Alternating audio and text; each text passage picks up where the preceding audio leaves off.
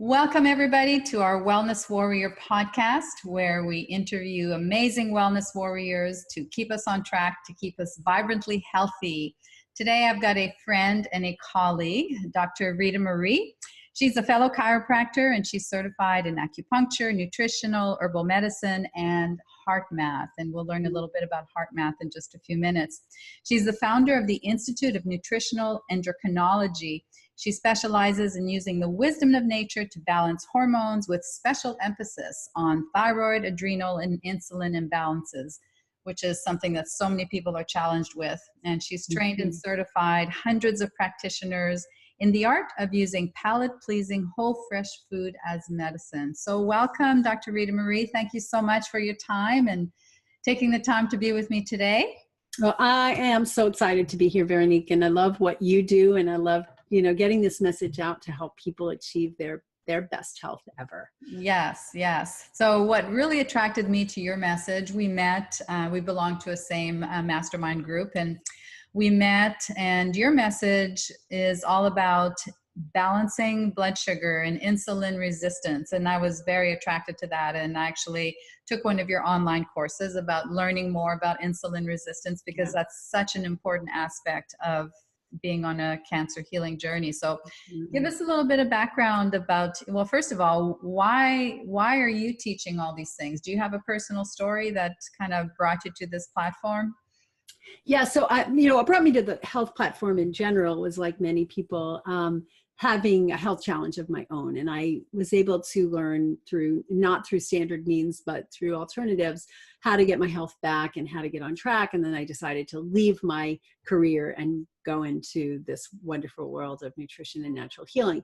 Along the journey, what I kept seeing was that people were having what they described as hypoglycemia and high levels of fasting blood sugar, and even people who weren't, but lots of symptoms that I suspected were related to insulin resistance. So I started testing them and having them get their own glucose meters and watching and seeing that the times when they had their worst episodes were times when their blood sugar was actually very high, which is the opposite of what people think. Oh, I have low blood pressure, low sugar. And they're like, no, you're not, you don't, it's high and it's just not getting in your cells. So I started really exploring that way, and I decided to do an online program with this back in 2011. And I wanted to teach people how to get their blood sugar in balance and how it was related to their inflammation, to their fatigue, to their brain fog, and how it put them at risk for cardiovascular disease and cancer. And I started doing the program. And the funny thing was, why I'm so passionate about it now, is that as I went and got my own new blood sugar meter and was making a video about how to test your own blood sugar, I recognized that I had the problem. Wow. That blood sugar was going like way high. I was feeling great. And part of that was because I had all these great practices in place, but I had this issue with my blood sugar going too high. And long story short, I kind of figured out that the reason was I wasn't sleeping. So I teach a methodology of, it's not just about the food, it's about the food and the stress and the movement and the sleep, and also how we time all of that. And what I discovered was, I thought I could get away with not sleeping a lot because I was eating beautifully and I was exercising and I was doing my stress management. But the 3 to 4 hour nights of sleep, and sometimes less, for years, had created this situation of insulin resistance that I didn't even know about, because my fasting blood sugar was perfect. But when I went and did my hemoglobin A1C, I found that it was a little high. It was like 5.7, which isn't a red flag for medical, but from a holistic perspective, we know it really should be more like 5. So I realized that I was running high, that I must be having some big spikes, even though my fasting sugar was so good, and that there must be something in my good diet maybe that I can shift, but also I needed to do the sleep. So I looked and I created this process and taught it to my students about how to measure the blood sugar, but to catch the peak periods, because blood sugar is like this steady, steady, steady. Overnight it should be steady, and then after eating it goes up and then comes down again. And what that curve looks like determines how at risk you are, because when it goes super high, the high levels of insulin are causing inflammation in the system, it's damaging the receptors, it's thickening the lining of the blood vessels, and all the predispositions to what ultimately are the side effects of diabetes. But why wait, right? Why wait? Why wait till you get a cancer diagnosis, a cardiovascular diagnosis, or die from a heart attack, or get diabetes? So we started teaching people this, and then I got really passionate, and my students were like, do you teach me? Because I'm a health coach and I want my people to know. So then I developed a practitioner training as well. So what was the key for you in your sleep? Because I know I struggled with sleep for decades, and fortunately I was able to figure things out for myself. And now I sleep, 7-8 hours a night like a baby, and it's just wonderful. I feel like I have my life back. You have your life back. For me, it had nothing to do with my ability to fall asleep. It had to do with my ability to make it to the bed. So I would just stay up late, and I am just going to get as many hours out of this day as I can. I knew it. Until I got tired, and I didn't get tired till 2 or 3 or 4 in the morning. And some days I'd hear birds tweeting and the light would be coming up, and I go, what the heck is that? And I'd realize it was 6 a.m. Oh my goodness. This was my life for many years. I had no problem falling asleep as soon as I hit the pillow. So that's part of a lot of people's problem too. It's not that there's a problem with their brain and their mechanism, their hormones and other things that might be involved. It's just make it to the bed. Wow. Okay. Yeah. I knew you worked that. You're a workaholic like I am. Mm-hmm. Okay. So how do we keep tabs on our blood sugar? I know you mentioned, you got your little diabetic monitor, but the best way to monitor and the best times to monitor our blood sugar would be when? Yeah. So the first and foremost, first thing in the morning, last thing at night.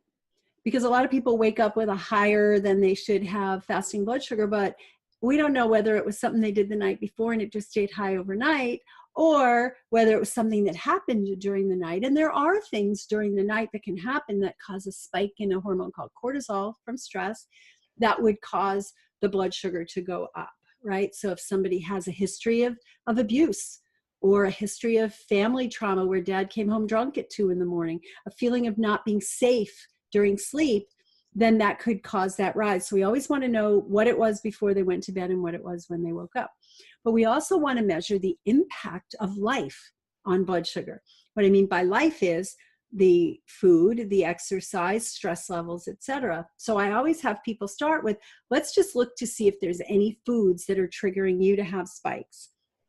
And what would happen was I would see that people would be perfect in the morning, perfect at night. And then after they ate certain foods, their sugar would go way up. And that was me. I was perfect. My fasting blood sugar was somewhere between, 68 and 80. Really perfect, right? But when I ate, I sat down in measuring and trying to do my video. I measured, and I started out at 68.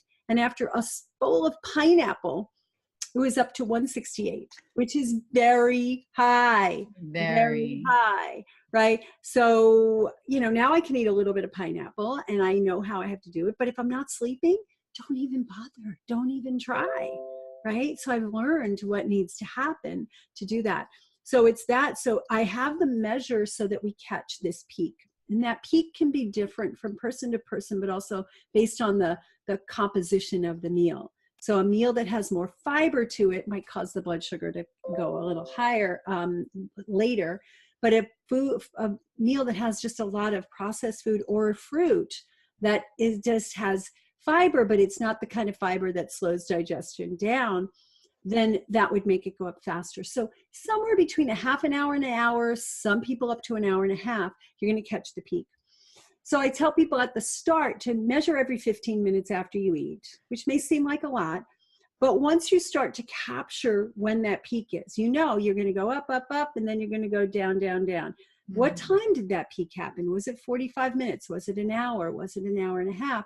Then they can lighten that up. But we're trying to catch the peak, and we're trying to determine what foods cause that peak to be in an unhealthy range. And then get rid of those. And I do have them do what I call a metabolic reset for 30 days. And in that 30 days, it's like giving the insulin receptors a major rest. Because think about the insulin receptors are these little places on the cells that pick up the insulin and help it carry sugar into the cells. And over time, the high levels of insulin damage those receptors. Low levels of certain nutrients damage those receptors. Stress and the chemicals called cytokines that get produced from inflammation damage those receptors. So what we want to do is we want to create this pristine environment. It's like going to a spa for a month in a really controlled environment, but you get to do it at home. And you get to control the stress and the sleep and the food and just keep everything steady for a whole month. The magic of that is those insulin receptors can actually repair in that month, become more sensitive. And then after that, you start to test foods back to see what you can tolerate, amounts you can tolerate. Like I discovered I can eat pineapple if I eat it with a big salad. And I just chew on my pineapple, enjoy it, chew on my salad. It slows down the absorption and my sugar can stay nice and steady. Interesting. Yeah, I was an advocate of juicing for, been juicing for 35 years or more. And I noticed in the last several years that I felt really foggy and felt really bad after I drank my juice. And then I put 2 and 2 together. I took your course and I started measuring my blood sugar. I mean, it was off the charts. And so I can't juice anymore. I can do smoothies with lots of flax, to slow down. Slow down the rise of the sugar, and I do very minimal fruits. I'll do berries in season and that sort of thing, but eat it with lots of fiber, and it makes a big difference. And especially for women on a healing journey with cancer, you have to keep your sugar within a low range, because we know that high sugar is going to turn on certain pathways that keep cellular division going, and we want to slow that down as much as possible. Absolutely. And what people don't realize too is that insulin creates inflammation by rising the levels of C-reactive protein.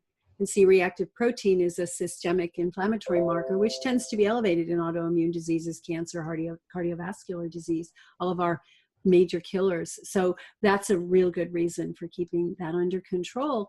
And some people are not measuring their insulin, and not everybody has to, but I think it's a good idea if you have cancer that you measure not just blood sugar, but that you go and get an insulin test done. Unfortunately, there's no meter at home that you can use, but you get your fasting insulin. And if that tends to be, if somebody has cancer, I don't want to see their fasting insulin above 3. Okay. Or history of cancer. Like keep that fasting insulin low. And then if their fasting insulin is low, but still suspicious, then I'll have them do the insulin test maybe 45 minutes to an hour after they eat a meal to see what the thing is. Because some people have a perfect fasting insulin, and then after they eat, it goes up to 60, which is like horrible. Like that's really dangerous. And so people, that they just maintain those levels year after year after year, and then suddenly have a heart attack or suddenly have cancer. Yeah. It's not so sudden, right? Not so sudden. No. But that's the good news, right? We have so much control over, this type of testing. We have all this information that we can, and now with, Quest Labs and, being able to go even without a doctor's prescription. Exactly.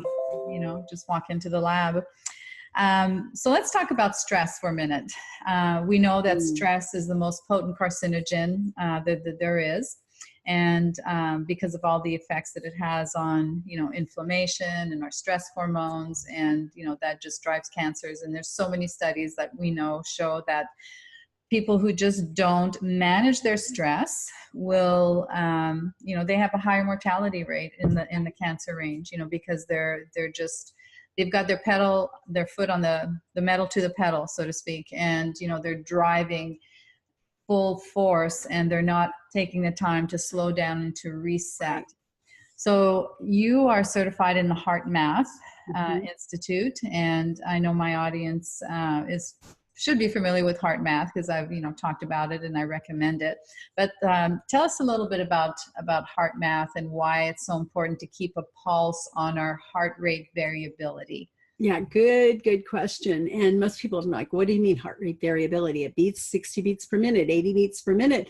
And we think that means that it's 60 beats per minute, every second my heart beats. And in reality, if that was the case, you'd be probably on your deathbed, because there's a certain variability between the beats. So it might be, 1 second between, 0.8 seconds between, 1.2. But the heart rate variability you want to see it on a nice, smooth sine wave, relatively even. And what happens when we're under stress is it's like, it looks stressful just to look at your heart rate, how it's varying. And when that happens, it puts us in a state that HeartMath calls out of coherence. Coherence means that the heart is in sync with the brain, is in sync with the hormonal systems, and everything's running really smoothly in the body. And they've actually done measurements where they look at people when they're in this state of coherence and measure enzymes and immune factors and hormones. And then they measure them when they're in this incoherent state, and how quickly the biochemistry in the body shifts as a result of stress. So stress puts us into this incoherent state, and calm puts us into this nice, smooth, coherent state. And when we talk about nervous system, it's the fight-flight nervous system, the stress nervous system, that's actually doing all the damage, constricting blood vessels, causing inflammation, causing swings in blood sugar. And it's that fight-flight system. And the other system, which nobody talks about much, is called parasympathetic, but it's the rest and repose, rest and digest.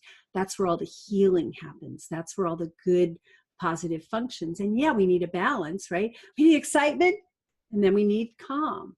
We need excitement and calm. But the problem is most people in this hectic society are 24/7. There's a tiger chasing me. Uh-oh, right? And we're constantly in this fight-flight mode, which throws the body out of balance. So HeartMath helps us to get back in touch with that. So focus on the feeling in the heart, but focus on a feeling of appreciation, which is what they find to be the most profound shifter in that nervous system state. And so breathing, deep diaphragmatic breathing combined with appreciation shifts you from incoherence to coherence. Interesting. I like to explain to people coherence versus incoherence. Think of a symphony orchestra. Coherence is when you're hearing, this beautiful music. Incoherence is when they're practicing initially, right? They're all doing their own thing.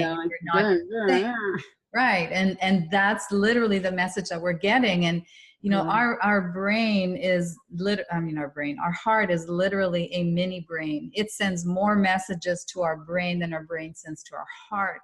So it's so important to be able to calm the heart and calm the mind, because it does put us into a rest and repair mode, which is so important. Now, how do we measure that? Isn't there a little tool? There's a device you could use. People mistake, and this is a misconception. They think, I've tried that device. HeartMath is not a device. Right. HeartMath is a lifestyle. It's a process. I don't use the device. I have the devices. There's one that you can stick into your cell phone, and you put the little monitor on your ear, and it'll measure your coherence state. They used to have it as they probably still sell them, the little separate device, and you put it on your finger. Mm-hmm. And I remember having this, and when I first got it, my son, who's now 20, was probably like 6 or 8. We were on an airplane together, and he's, "What is that, Mom?" And I was telling him about it. He goes, "Oh, let me try it." And he puts the thing on his ear, and he's sitting there, and he's just, and I'm busy reading or whatever. And he goes, "I got it, Mom. I figured it out." "What do you mean you figured it out?" He says, "Yeah, watch this. I can make it change color." "Really?" He goes, "Watch this. I'm going to make it turn red." And he goes, he gets really like, and the thing goes red. He goes, "Now watch, I'll make it turn green." He just starts breathing. Wow. Isn't that great? And like little kids. So it gives you the feedback in the moment, because sometimes people go, I'll teach them HeartMath. And then I say, "Okay, breathe." I'm in a session or whatever. And I see them getting on. "Let's take some breath. Let's just do a little 30-second HeartMath break together." And so they'll go. And then what happened was, like, I didn't finish the exhale. "Well, I just did the HeartMath, but is that how you do it at home too?" Like, you know what I mean? So this gives them the feedback. Like when they went, they didn't get there, right? So it gives them the ability to practice being in that state. It's like a biofeedback device. You go, "Oh, that's what it feels like." So then when you are in this stressful situation, which we all get into on a regular basis, they can go, and they can feel it, because they remember. You're not going to walk around with a thing sticking on your ear in life, right? They remember what that feeling was. Right. The device gives you the ability to actually know when you're in that feeling. Like right now, I just got myself agitated when I was mimicking it. So I have to, get back. Right, right. And that's so true, because I did use the device. For me, it really helped me as far as my meditation and knowing that I was in coherence, because I was meditating and I thought I was doing a good job. But then when I put that clip on and I realized, no, I really was not getting into coherence and really, really diving deep as far as my parasympathetics and Yes. calming. And so now, and this is something that I also teach our community, is that become aware. You, just like you said, you're in touch with what stress feels like in your body, and that this method really helps you, because what calm and calm and relaxed is. And then when you feel your stress and your muscles get tight, and you just know. So it's so easy to be able to go back to that calm response. So Absolutely. Absolutely. Great little tool. Good stuff. It's good stuff. So let me ask you one last question. So if there was a big takeaway for our audience, as far as something that you would really like to share with women who are on a healing journey with breast cancer, what would you share with them? I think what we just talked about, the stress piece, because, it's one thing to say, eat this, don't eat that. And if you're motivated because you have cancer, you're going to just do it. Dr. Veronique says, do eat this and don't eat that. And this is what I did on my journey that helped me. You're going to listen to her because it's conscious. You can just change it. The harder part is that programmed response that you've had your entire life, decades probably, that you need to reprogram, and take the time with that. Don't think it's the frou-frou stuff, and I really need the supplements and the herbs and the food. You need that as much or more, because if you don't, then all the good food you're eating is going to waste, because it's not getting into your cells because of the effects that cortisol has on your digestive tract. That is so true. I'm so glad you mentioned that. I had a client in California who said she feels that 90% of, I've got the 7 essential system, and she feels that 90% of her healing was part of essential number 4, healing the emotional wounds. She said, for months, I didn't take my supplements. I ate what I wanted, but I did lots of emotional work and therapy and art classes, and her numbers went down. So it really shows us how important our mindset and our heart is so important. As part of the package, as part of the 7. So don't try. I would also leave you with this. Don't try to cheat it. I tried to cheat it with my blood sugar. I taught the 5 aspects of healthy blood sugar. Balance your stress, your movement, your diet, the timing, and the sleep. And I thought 4 out of 5 was going to work for me, right? And no, I didn't have a heart attack. No, I didn't get cancer. But anytime you're living in that, with the blood sugar going up like that, it's creating the stress on the system. So I was a heart attack waiting to happen, because we have family history of that. My mom died at 56. I honestly think that had she gotten her blood sugar under control, that wouldn't have been happening. So I think that, don't try to cheat the system. Dr. Veronique is teaching you a system that works, that has worked for her, and has worked with her clients. Don't try to do 4 out of 5, 5 out of 7, 6 out of 7. Right. Don't do that. Go for what you deserve, which is go for it all. Awesome. Well, thanks so much for sharing your expertise and taking time, Dr. Ritamarie. It's always nice to see you. Can't wait to share this with our audience. Yay. Thank you. Bye-bye.